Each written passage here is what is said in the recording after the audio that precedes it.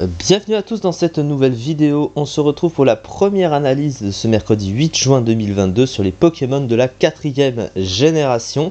Et le Pokémon de cette première analyse, c'est Pachirisu. Et du coup, nous aurons une deuxième analyse encore après. Voilà, 2 analyses prévues aujourd'hui. Il y aura 2 analyses par jour jusqu'à la fin de cette semaine, tout du moins. Et après, on verra. Écoutez.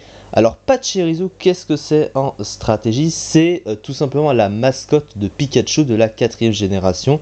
Vous savez qu'à chaque génération, il y a un Pokémon qui fait référence à Pikachu, mascotte de la première génération et mascotte de Pokémon globalement, mascotte principale. Alors Pachirisu, du coup, qu'est-ce que c'est? Alors, il possède un type électrique pur, exactement comme Pikachu, du coup. Le type électrique, qui est un bon type. Après, c'est vrai que mono électrique, c'est pas incroyable. Alors, défensivement, ça apporte quand même qu'une seule faiblesse. Donc, une seule faiblesse pour 3 résistants. Donc, c'est quand même plutôt pas mal. Mais une faiblesse seule, c'est quand même très gênant. Et bon, ça apporte pas tant plus que ça. Offensivement, c'est un type correct, voilà, hein, qui est neutre, notamment sur le type acier, évidemment. Mais c'est pas incroyable, hein, tu préfères avoir toujours évidemment un double type pour avoir plus d'impact et de coverage offensif et défensif. Surtout pour lui qui peut-être aurait pu avoir un peu plus d'utilité par rapport à ça, mais bon, il reste de toute façon extrêmement nul ce Pokémon. En tout cas, électrique pur, c'est pas non plus très ouf, mais ça reste quand même un bon type. Les 3 talents du Pokémon, ensuite, alors les 3 talents qu'il possède, on a fuite, qui permet de fuir de n'importe quel Pokémon sauvage, ça c'est un peu nul, évidemment, c'est complètement inutile en solo. Ramassage, qui permet de ramasser des objets que les ennemis ont utilisés, donc complètement inutile en combat solo également. Et son talent caché, le seul utilisable en combat, c'est Absorb Volt. En gros, quand il se prend une attaque de type électrique, il ne prend aucun dégât, mais à la place, il regagne des points de vie, voilà. Mais comme il a déjà une résistance au type électrique, c'est sûr qu'avoir une immunité en plus, c'est pas forcément si utile que ça. Après, bon, c'est le seul talent utilisable de toute façon, donc il peut pas vraiment faire grand chose, mais quand même 2 talents sur 3 inutiles en combat, c'est quand même pas ouf.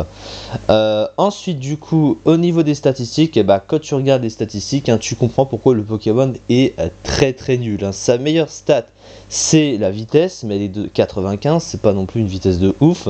À côté, son bulk, il est pas ouf non plus, 60 en PV, 70 en défense, 90 en SPDF, c'est vraiment pas incroyable, clairement.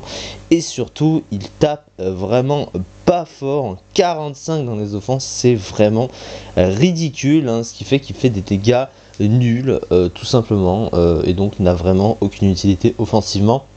Et défensivement non plus d'ailleurs, donc c'est un peu triste quand même, faut le dire. Alors au niveau du move pool, le move pool de ce Pokémon est très restreint, il faut le dire quand même.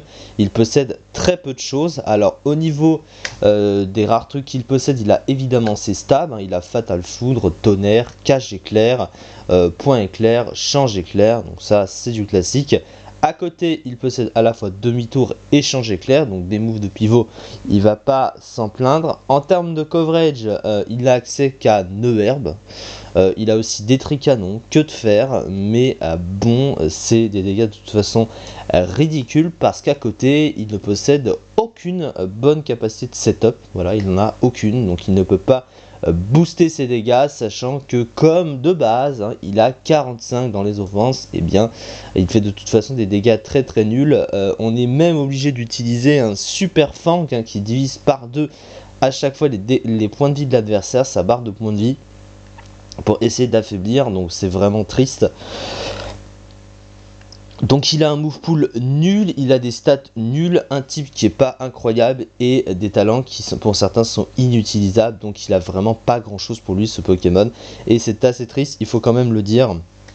Donc une vitesse et une défense spéciale correcte, un move pool de soutien décent, un talent qui offre une immunité, mais de mauvaises attaques sensibles au type sol, assez courant en PU et défense moyenne. Ce Pokémon est de toute façon très mauvais et il y a largement mieux que ça, on est d'accord, il y a ce niveau-là.